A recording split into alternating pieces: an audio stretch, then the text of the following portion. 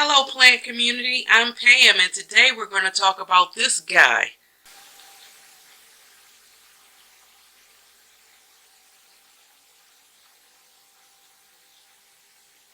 Look how tall it is.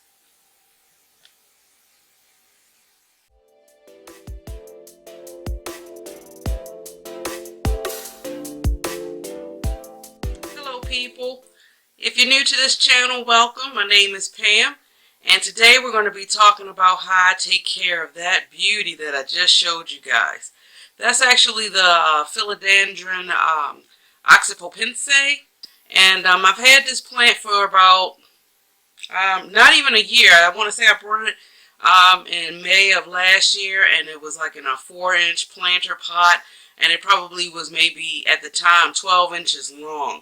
And I want to try to make it full, a little bit bushy, so I've been chopping and propping and chopping and propping, and I'm just so excited. So I just want to show y'all something.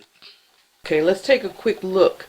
So as I made a mention to you guys, it actually came almost like a foot tall. And let's see.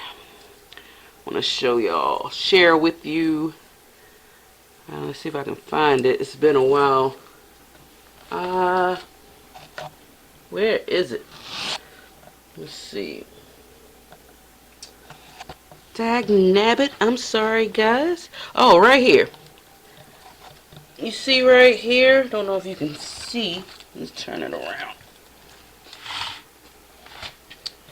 So, you see this? This is where I actually chopped it. So it was actually just slightly a little bit up to this node right here. That's how tall it was when I got the plant.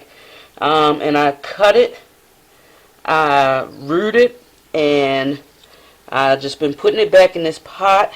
And this is another stalk that seems to be just taken off.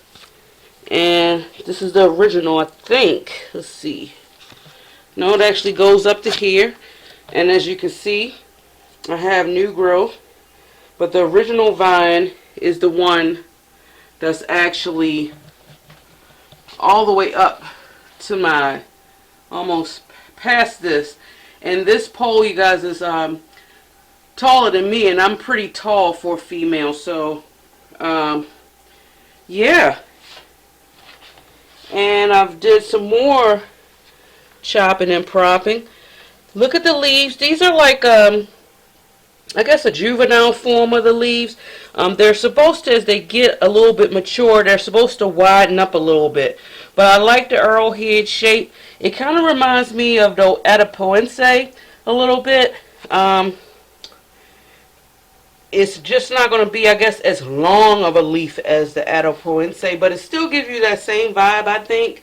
And this is a perfect plant to buy, you guys, that won't break the bank, so to speak. So, yeah, so we're going to sit down and chat a little bit and let you know how or what I do to actually take care of this beauty. But isn't it a beauty? You can really appreciate it. I just love it, and I love the single stem. My goal is to actually just make it a bushier plant, and I can't wait for the next growing season. And I'm just going to keep chopping it and just re-rooting some and chopping and try to make it as full as what I can. But it's still growing, like as you can see right here, the new growth there. I just showed you guys that other new growth, and this is literally grown like, I don't know, very short period of time. This leaf had just actually came out, and look, there's another one right here. And before you know it, you guys, it'll actually be hitting my ceiling. But I think at some point I'm going to probably have to cut it at the base of here and see how many leaves is on here and just chop it and re-root it and put it right back in the soil. But yeah, let's just get into the care real quick. Okay guys, so let's just get right into it. How do I care for that beautiful plant that I just shared with you guys? It's a Philodendron Oxapapense. It's a very easy care plant. So yeah, let's just get into it real quick. First thing, let's talk about the lighting. lighting for this particular plant, I have it in, it's getting multiple directions of light here in my sunroom. So it's getting north lighting as well as lighting from southwest facing.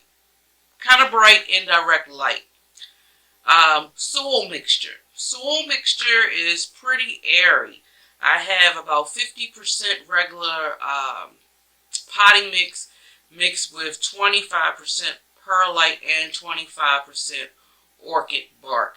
Now, do you need all of those different planting mediums in your soil? You do not. You could substitute one for the other. It's just that I have various different kinds of mediums that I've been trying and testing out to see which really works for each plant depending on, the type. But what I've come to find is, especially with aeroids, they do tend to like a little bit of that, the bark for the drainage. So it's been working very well for me under my care. So I do add it from time to time. If I run out of it, it's not like, oh my God, I gotta buy some more, because then I'll just use perlite. But it's not that big of a deal. But if I have it on hand, I will mix it into my planting soil. So it drains pretty well.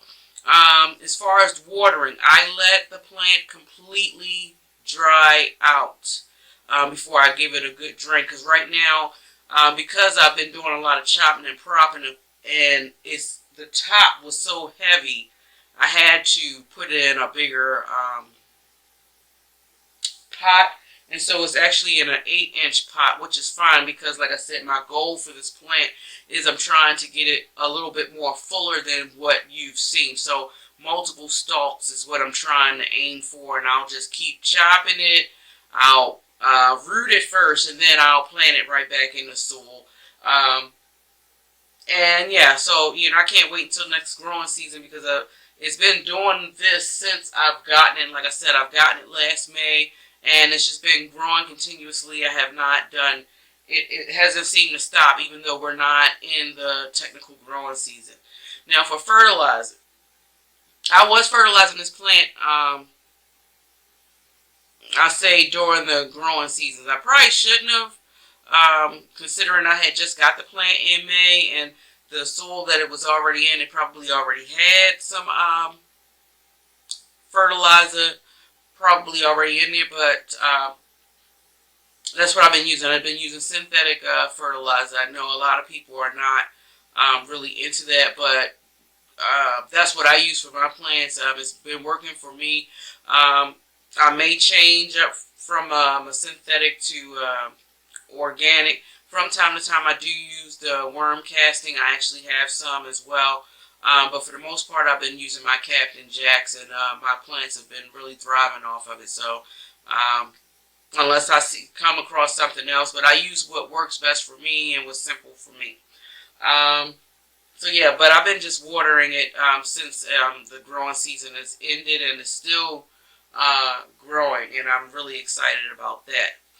Now, as far as propping, chopping, I showed you guys some endpoints where I've actually cut the plant, and I want to share with you guys because I actually I cut the top already once before, and out of the top I was able to get 3 plants out of it. And of course, when you do propagations, you guys, some are successful, some are not, and in this case, out of the 3, only one of my propagations survived.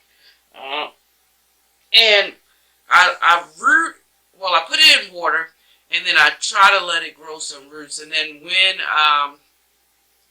it does root, since it was only one that just survived, I kind of wanted to put it in its own separate pot until the root system is a little bit more robust, and then I'll actually put it into my main plant. But this is it right here. And you can tell it's very successful because I got this new growth going right here. And another cool thing about aeroids too, you guys, and especially this plant, will let you know when it is thirsty, because as you can see right here, the leaf is pretty much curled. I just watered it, so it'll unfurl in a few hours or so. But yeah, you always can tell that your propagation is really extremely successful when you start seeing the new growth.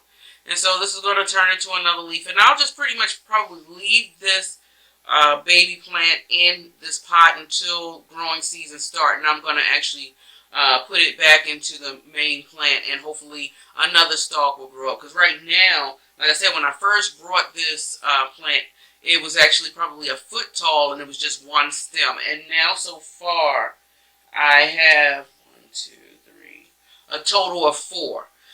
So yeah, I want to cover the stake and see how full I can get. And hopefully, I'm not sure, you know, as it grows more, maybe the leaves will widen up a little bit. I'm not quite sure, but I'm excited for it. But you know, if you have plants, you know, one of the things that you always want to try to do, you guys, is take a little bit of risk and experiment and see what works well for you and what you can do. And see, I get a lot of joy out of actually growing my plants into and seeing what I can actually help the plant itself achieve. Now, getting a plant at its fullest is great too if you can afford it. You know, I'm not knocking anybody. Do what suits you.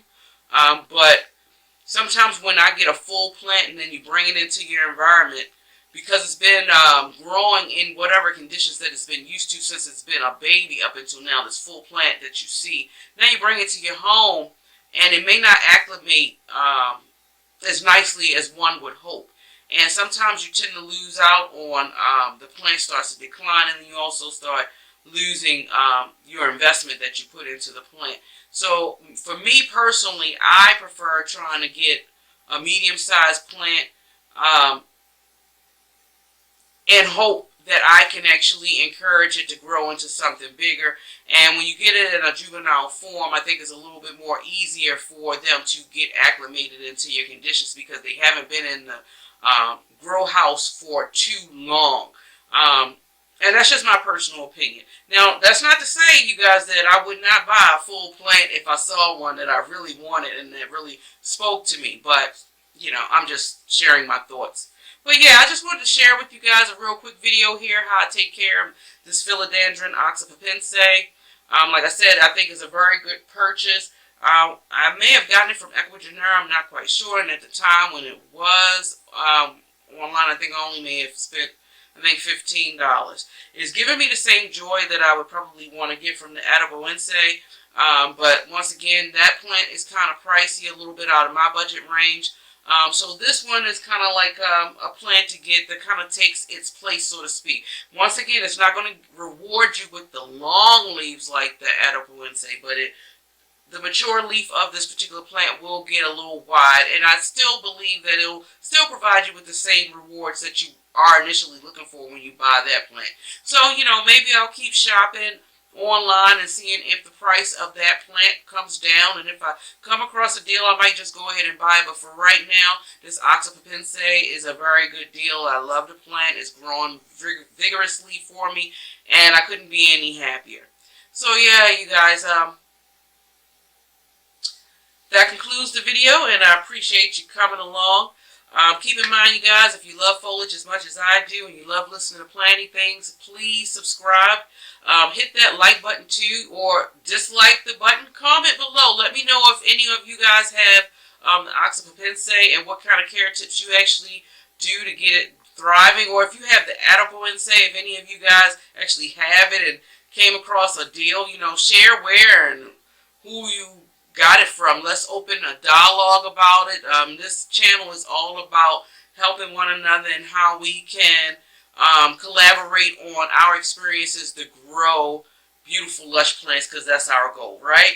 So, yeah, guys, so enjoy your day wherever you are in the world, and until next time, much love. Bye.